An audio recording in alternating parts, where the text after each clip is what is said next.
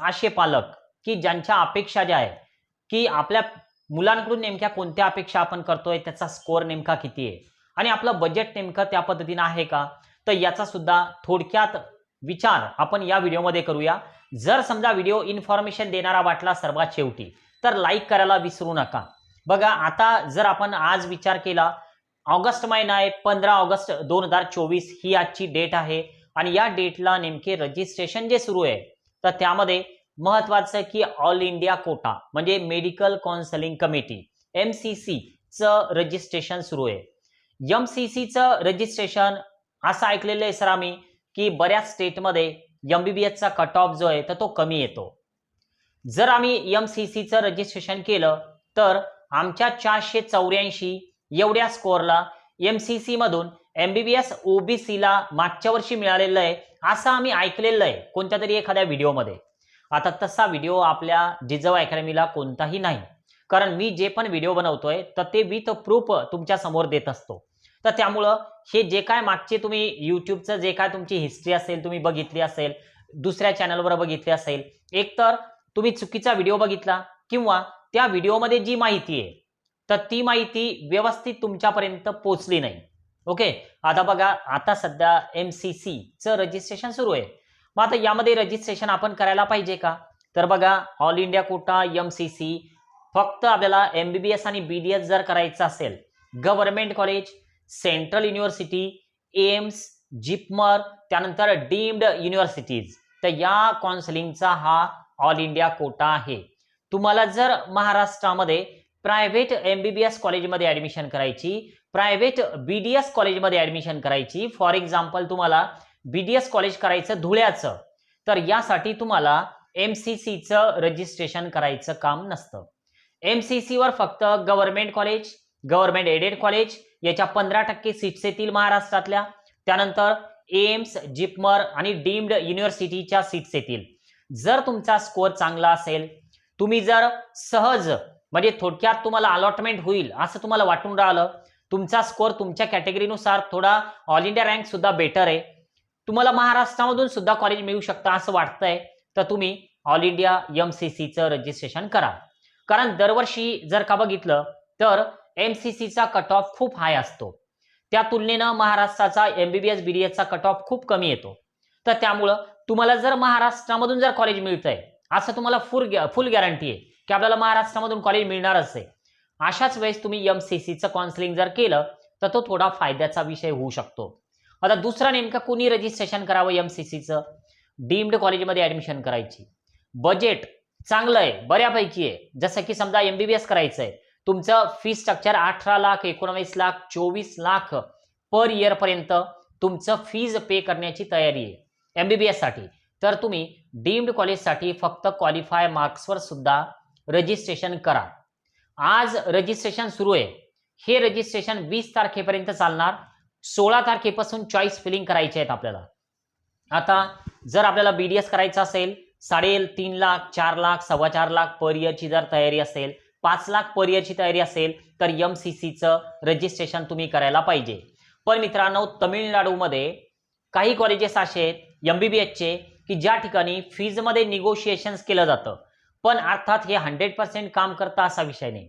तुम्ही जर थोडी रिस्क घ्यायला तयार असाल, मग थोडक्यात MCC चं रजिस्ट्रेशन करायचंय, 2 लाख रुपये वेबसाईटची डिपॉझिटची फीज असते, ती परत येते, तर ती जर का तुम्ही पे केली आणि तुम्हाला जर तमिळनाडूमध्ये जर कॉलेज मिळालं डीम्ड, त्याची फीज जर का 22 लाख पर इयर असेल तर तिथं तुमची ऍडमिशन 16.5 लाख, 17 लाख, 18 लाख पर इयरनं सुद्धा होऊ शकते।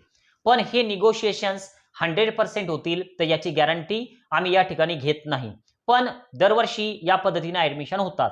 तुम्हाला जर या पद्धतीने ऍडमिशन करायची असेल, थोडी रिस्क घेण्याची तयारी असेल तर नक्कीच तुम्ही व्हॉट्सअपला मेसेज करू शकता। आता अजून नेमकं कोणतं रजिस्ट्रेशन सुरू आहे, तर कर्नाटकचे रजिस्ट्रेशन काल परवा संपले, पण त्याचं जे डॉक्युमेंट व्हेरिफिकेशन आहे, मार्क्स अपलोड आहे, तर ते काल आणि आज सुद्धा विंडो ओपन येते, पण आज वेबसाईटवर खूप लोड आहे, तर त्यामुळे ते मार्क्सची एंट्री होत नाही कर्नाटकच्या, पण आज संध्याकाळी किंवा उद्यापर्यंत ते होईल, तर त्यावर तुम्ही फोकस करा। बरेच विद्यार्थी असे असतील की सर आमचं कर्नाटकचं रजिस्ट्रेशन आम्ही नाही केलं, काळजी करू नका, परत एकदा नव्यानं रजिस्ट्रेशन त्यांचे सुरू होतील। सेकंड राऊंड साठी, थर्ड राऊंड साठी तुम्ही नंतर रजिस्ट्रेशन करू शकता। तर हे झालं कर्नाटक बद्दल. आता महत्वाचा विषय येतो की एमपी मध्ये आम्हाला BMS करायचं. मग काय करावं? यावर्षी खूप कॉम्पिटिशन आहे. दरवर्षी एमपी मध्ये जशा ऍडमिशन होतात तशा यावर्षी होतील असं वाटून नाही राहिलं. एमपीला मॅनेजमेंट कोटा नाही, डायरेक्ट राऊंड मधून मेरिट लिस्टनुसार अलॉटमेंट होते. पण एमपीचा कट ऑफ सुद्धा यावर्षी खूप हाय जाईल असं एक अंदाज वाटतोय. तरी बघूया काय होईल, कारण एमपीच्या कॉलेजमध्ये जर तुम्ही सध्या विचारलं जरी तरी सुद्धा फीच्या व्यतिरिक्त अजून काही पैशांची डिमांड होऊ शकते. होईलच असं मी म्हणत नाही, पण वरती पैशांची डिमांड होऊ शकते. तुम्हाला अलॉटमेंट जरी झालं राऊंड मधून तरी सुद्धा जॉईनिंगच्या वेळी तुम्हाला त्रास होऊ शकतो. ओके, तर तुमची जर तयारी असेल थोड्याफार अमाऊंटची वरती फीच्या वर, तर नक्कीच तुम्ही एमपीचं BMSचं काउन्सिलिंग हाताशी ठेवायला पाहिजे. आता प्रश्न येतो, म्हणजे बरेचसे पॅरेंट्स, आता जे काय ना ते सत्य बोलतोय, बरेचसे पॅरेंट्स की जे आता मधल्या काळामध्ये ऑफिसला आले होते, आता ऑफिसला आल्याच्या नंतर ज्यावेळेस काही पालकांसोबत चर्चा केली, बघा आता समजा 223 मार्क आहे मुलाला आणि त्या सरचं म्हणणं असं की सर आम्हाला टॉपचं कॉलेज पाहिजे महाराष्ट्रातलं. आता एक लक्षात घ्या, त्या मुलाच्या मनामध्ये त्या पालकांना असं भरवलं की आपल्याला OPD लागल, आपल्याला डेड बॉडीज लागतील कॉलेजमध्ये BMSच्या, त्यानंतर आपल्याला हॉस्टेल मेस व्यवस्थित असेल तरच तिथे ऍडमिशन करायची. ते कॉलेज जे आहे तर ते सिटी मध्ये पाहिजे, ग्रामीण भागात नको. आणि मार्क किती? 223. तर जे पण 223 वाले जे पण मला समजा इकडं भेटले या 2-3 दिवसामध्ये, त्यांना माहिती आहे की मी नेमकं काय बोलतोय. बघा, तुम्ही सत्य परिस्थिती स्वीकारा. कारण काय, महाराष्ट्रामध्ये यावर्षी एवढी कॉम्पिटिशन आहे, तुमच्या 223 मार्कावर तुमचं काहीच होणार नाही. तुम्हाला मनासारखं कॉलेज पाहिजे, तुम्हाला मार्क्स सुद्धा कमी आहे, तुमचं बजेट जे आहे तर ते 2 लाख 2.5 लाख पर इयरचं आहे.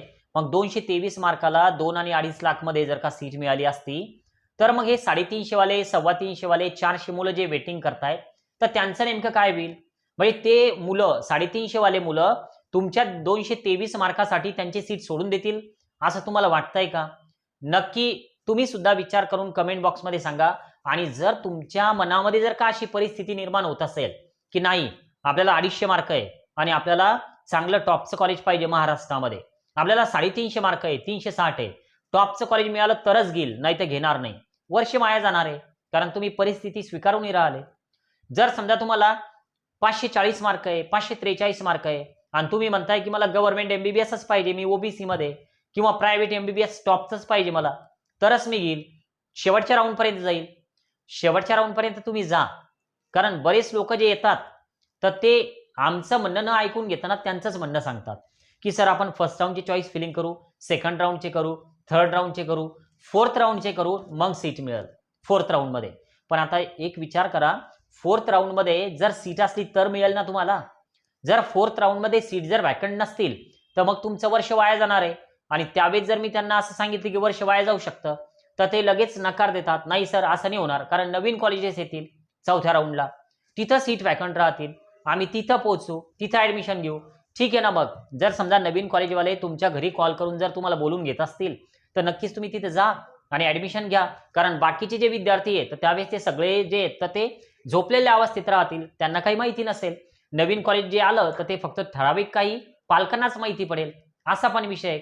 आणि अजून एक की तुम्ही अजूनही सत्य स्वीकारा, जे काय तर ते डायरेक्ट व्हिडिओमधून पब्लिकली बोलतोय, कोणाला राग आला तरी चालेल, पण सत्य तेच सांगतोय की जी परिस्थिती ना आजूबाजूची, खूप कॉम्पिटिशन वाढलेली आहे. कॉम्पिटिशन किती आहे तर ही लक्षात घ्या. आणि नंतर मग आपल्याला मिळणारा कोर्स, आपल्याला मिळणारा कॉलेज कोणता असेल तर याचं प्रेडिक्शन करा. म्हणजे तुमच्या 187 मार्कावर काय होईल तर हे तुमचं तुम्हालाच तुम्ही समजून घ्या.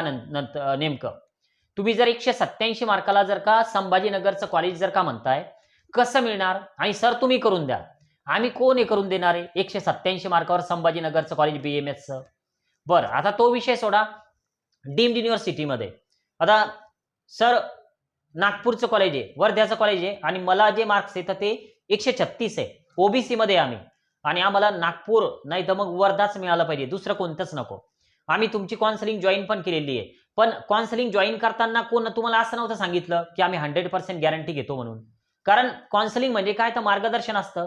चुकीची माहिती मी कोणत्याच पालकांना आतापर्यंत दिली नाही आणि आमच्या टीम पैकी कोणी देत नाही. खोट्या आशेवर तर कधीच आम्ही ठेवत नाही कोणाला. आम्ही डायरेक्ट बोलतोय की तुमचं जे ऍडमिशन आहे ते तुमच्या स्कोअरनुसार होणार आहे. आम्ही कोण? आम्ही फक्त मार्गदर्शन करणार आहे. तुमची ऍडमिशन जरी झाली तरी त्याचं श्रेय आम्ही आमच्यावर कधीच घेत नाही, कारण तुमच्या स्कोअरनुसार तुम्हाला अलॉटमेंट होणार आहे. आम्ही कॉलवर किंवा व्हॉट्सअपवर तुमची ऍडमिशन करून देतो असा माझा एक तरी व्हिडिओ दाखवा किंवा एखादा कॉल दाखवा किंवा एखादा व्हॉट्सअपला रिप्लाय दाखवा, आमच्या टीमपैकी पण दाखवा की आम्ही तुमची ऍडमिशन करून देतो. बाकीच्या ठिकाणी बोलत असतील त्यांचा विषय मी करत नाही, पण मी आपल्या जिजाऊ अकॅडमी बद्दल बोलतोय. तर त्यामुळे रजिस्ट्रेशन सध्या जे सुरू आहे तर ते MCC सुरू आहे. एमपीचं करायचं असेल तर एमपीचं हाताशी ठेवा, नंतर ते सुरू होईल. नंतर तुम्हाला कर्नाटकचं जर करायचं असेल, आता एकदा संपलेलं आहे, परत एकदा सुरू होईल, तर तेव्हा ते करून घ्या. तुम्हाला UP MBBS जर करायचं असेल तर UP MBBS चे आपले सुद्धा रजिस्ट्रेशन पेड काउन्सिलिंगचे सध्या सुरू आहे, तर त्यामध्ये तुम्ही भाग घेऊ शकता. पण आजही सांगतोय की मी कुणालाही असं सांगितलेलं नाही की आम्ही 100% सीट तुम्हाला मिळवून देऊ म्हणून. ठीक आहे ना? म्हणजे तुम्हाला काउन्सिलिंग जर जॉईन करायचं असेल तर एकदा विचार करून नंतरच काउन्सिलिंग जॉईन करा.